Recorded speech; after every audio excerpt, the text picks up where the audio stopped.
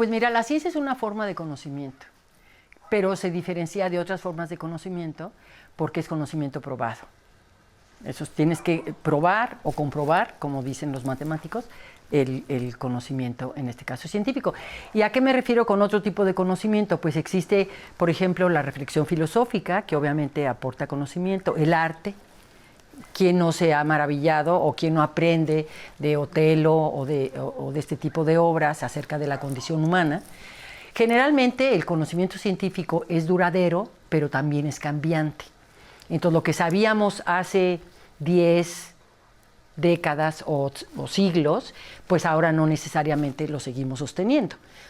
Un ejemplo es el geocentrismo, ¿no? Cuando se pensaba que la Tierra era el centro de lo que en aquel entonces se llamaba el universo, pero que realmente era el sistema solar, pues se vino a replantear con la teoría heliocéntrica que ponía al Sol y los planetas alrededor dando vueltas. Entonces, el conocimiento sí es falible en este sentido y no es duradero necesariamente. Puede durar mucho tiempo, pero también es susceptible a cambiar. Y esto porque cada vez tenemos muchas más herramientas que nos permiten conocer los fenómenos naturales, ya sea biológicos, físicos, etcétera, que nos permiten entender un poco más allá cada vez de los procesos en la naturaleza.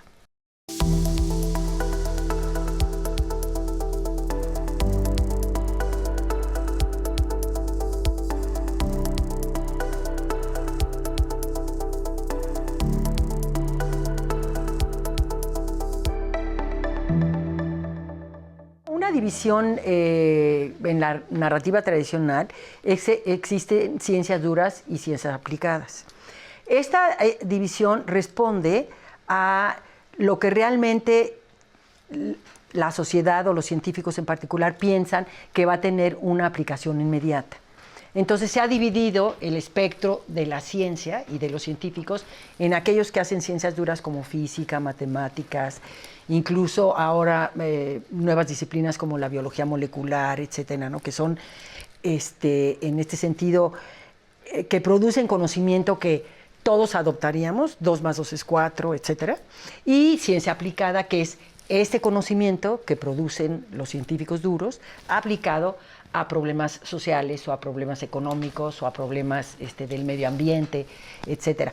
Pero finalmente la división es una línea muy tenue, porque lo que ahorita puede ser conocimiento de ciencias duras, al rato de poco tiempo va a ser conocimiento aplicado. O viceversa, conocimiento aplicado puede dar lugar a desarrollar conocimiento dentro de las ciencias duras. Entonces es un ir y venir, por decirlo de alguna forma, entre aquellos que producen, según ellos, la física elemental o la astronomía más pura del universo, pero que tiene repercusiones en otros ámbitos de las ciencias, pero también viceversa, ¿no? Por decir algo, el otro día yo mencionaba el Premio Nobel de Física de este año, se lo dieron a un psicólogo y a un físico.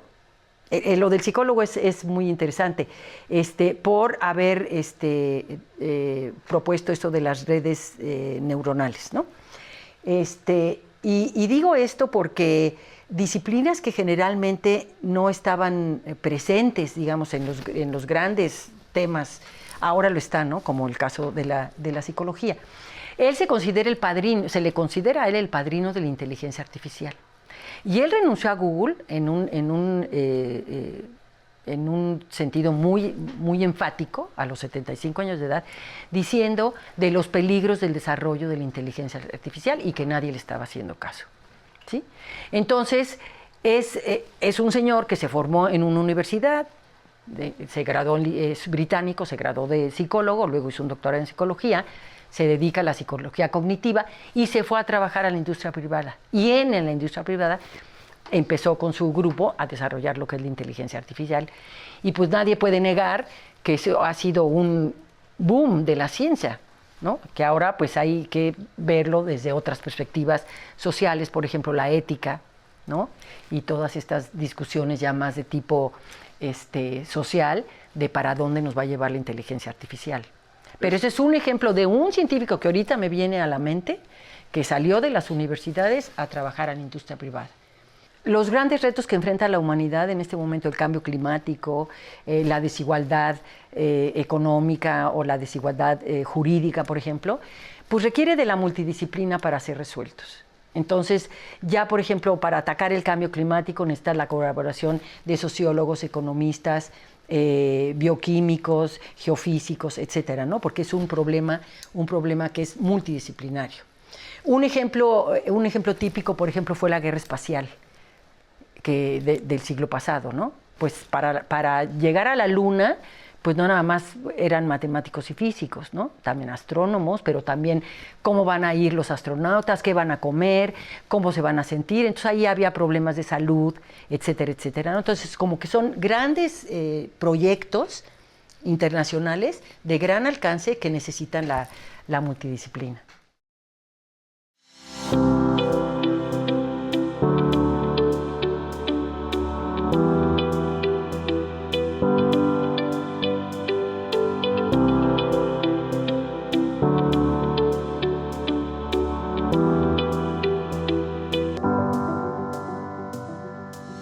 La inversión financiera, la inversión pública en el desarrollo de la ciencia de las diferentes naciones, en el caso, por ejemplo, particular de México, es muy importante por muchas razones. Primero, porque es labor de los científicos y de la gente que hace política científica dar a conocer que los productos de la ciencia son productos que son caros.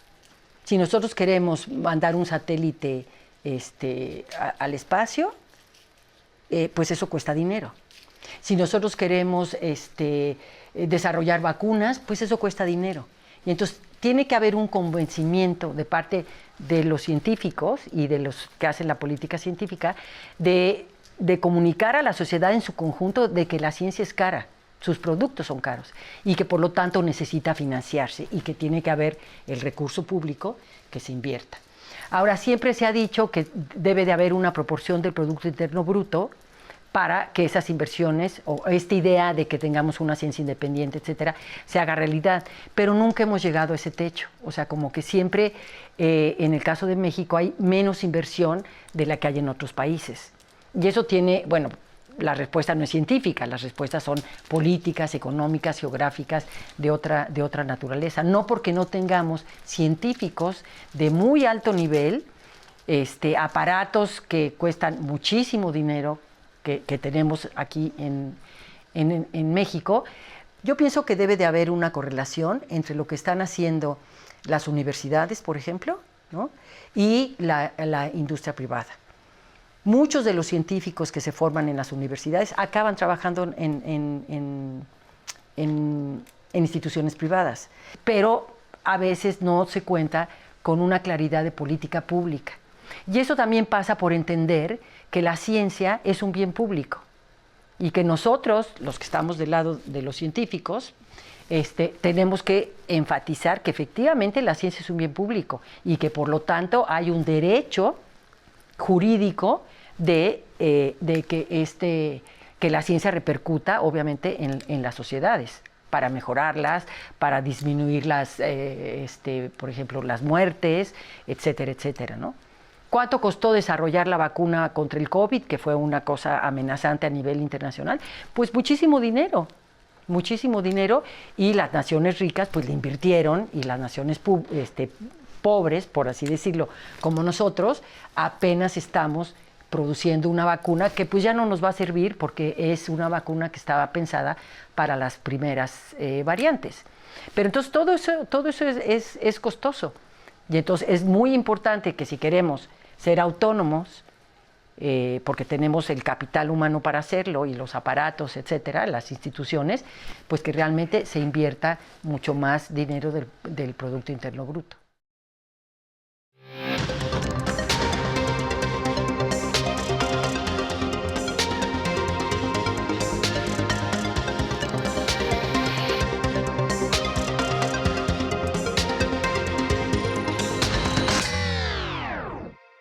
La ciencia se convierte en un poder autónomo en el siglo XVI-XVII, cuando se empiezan a formar las primeras sociedades científicas. ¿Y por qué se da esto? Porque se dieron cuenta que conocer es poder. Entonces tú tienes el conocimiento de los fenómenos naturales o de cómo funciona el cuerpo, en fin, cualquier problema que quisiéramos hablar ahorita, y eso te da poder. Y poder contra otros poderes. En esa época, en el siglo XVI y XVII, era contra el poder de la Iglesia. Y entonces a partir de eso es que la ciencia se ha convertido cada vez más en una autoridad que no solo emite poder, sino que lo ejerce. Y entonces es muy importante entender esto para saber que efectivamente, pues este conocimiento tiene que llegar a las poblaciones más amplias. Entonces ese conocimiento sí nos da poder como ciudadanos de reaccionar ante este tipo de problemas y sobre todo, pues como tú decías, en un momento de crisis, ¿no?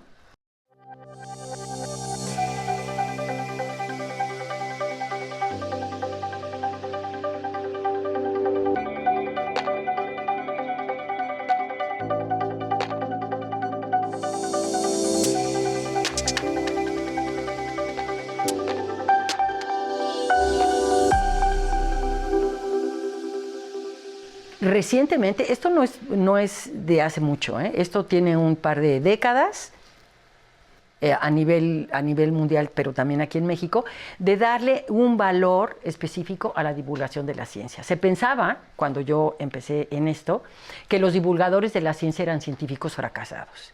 Es que como no pudo ser el físico de altos vuelos o la bióloga molecular, pues ahora se dedica a hacer divulgación. Eso ha cambiado mucho, debido a que ha habido muchos estudios y muchos desarrollos en ese sentido, pero ahora ha cobrado un especial interés. Hay museos, nosotros tenemos en la UNAM el Universum, una dirección general de divulgación de la ciencia, porque decíamos hace rato, los productos de la ciencia son caros, ese es uno, ¿no? Y entonces tienes que convencer a los gobiernos y tienes que convencer a la sociedad de que hay que invertir.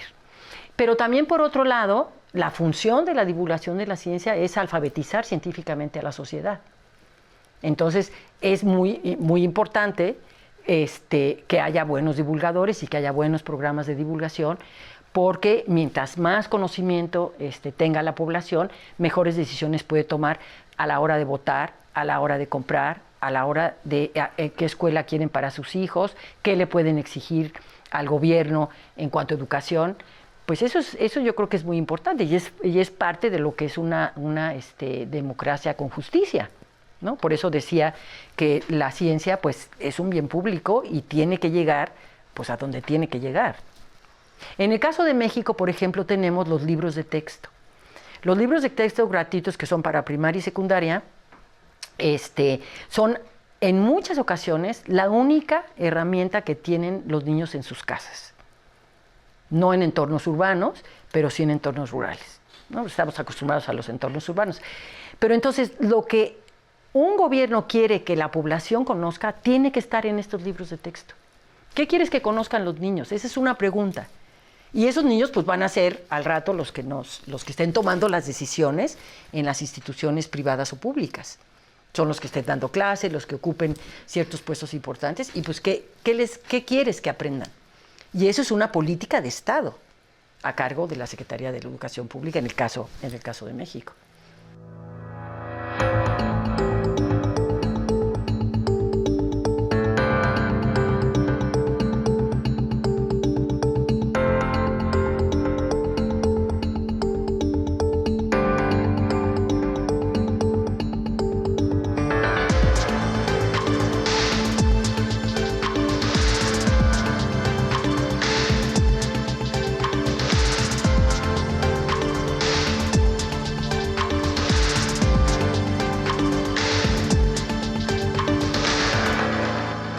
La inteligencia artificial es muy interesante porque tiene mucho que ver con la ciencia ficción. Hay muchas películas que se han hecho que van en el sentido de hacia dónde va la inteligencia artificial, en un sentido ficticio, ¿no? Pero está cobrando mucha relevancia todo esto. Y entonces se necesita realmente hacer un alto en el camino. Igual, pasa lo mismo que cuando se empezaron a desarrollar las técnicas, por ejemplo, de fertilización asistida, ¿no? Familias que no, mujeres que no podían tener hijos, hombres que tampoco sus espermas funcionaban, y se empezaron a desarrollar todas estas técnicas. Pero entonces, ¿qué pasó con este desarrollo? Que el concepto de familia se rompió. Y entonces ahora tienes familias uniparentales, tienes dos personas del mismo sexo que tienen una familia, que subrogan úteros, etcétera, etcétera. Entonces, el desarrollo científico sí tiene repercusiones sociales en muchas cosas que vemos todos los días. Cuando esto empezó, pues las familias uniparentales, los niños que iban y que pues no tenían papá o no tenían mamá, o sus papás eran dos hombres o sus papás eran dos mujeres, etcétera, pues sí la sufrían. Ahora ya vamos un poco más adelantados. Pero eso pasa con cuando se desarrollan los conocimientos y tiene repercusión inmediata en la sociedad. Y pasa lo mismo ahora con esto. Hay que hacer un análisis realmente no solo histórico, sino tener una reflexión filosófica, ética, bioética, acerca de hacia dónde nos puede llevar la inteligencia artificial si no ponemos ciertos candados.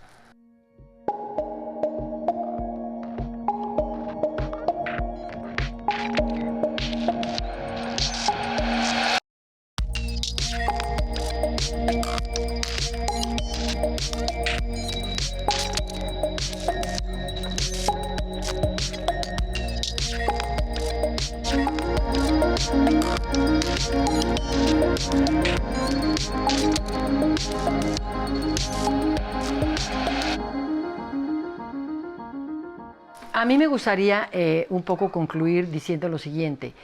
El poder del Estado está, y su legitimidad está en las instituciones, mientras que el poder de los gobiernos está en las urnas.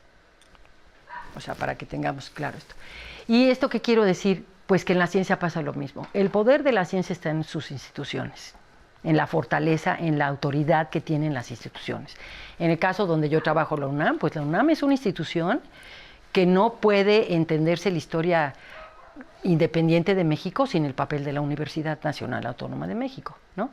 Entonces lo mismo pasa con estas instituciones que se van creando, pues que tienen que realmente consolidarse, y pues obviamente se necesita financiamiento para que existan estas instituciones. Por eso los gobiernos tienen que, en base a la autoridad que le da las votaciones en las urnas, pues que trazar una política. Me parece que en este nuevo sexenio que estamos empezando es alentador el hecho de que la presidenta haya dicho que la ciencia y el desarrollo científico va a ser uno de los pilares de su administración.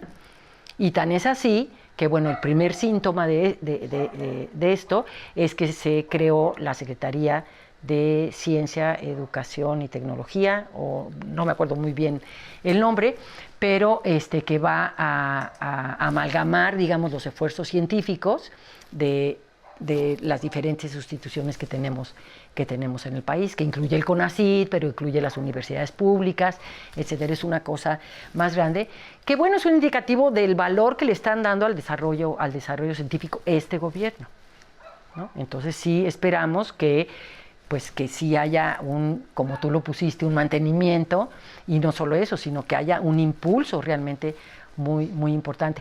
Y sobre todo porque yo sí creo que mucho de lo que se hace en México la gente no lo conoce. Y como no lo conoce, pues que haya una Secretaría de Ciencia, pues que desaparezca el CONACYT, ¿qué más da?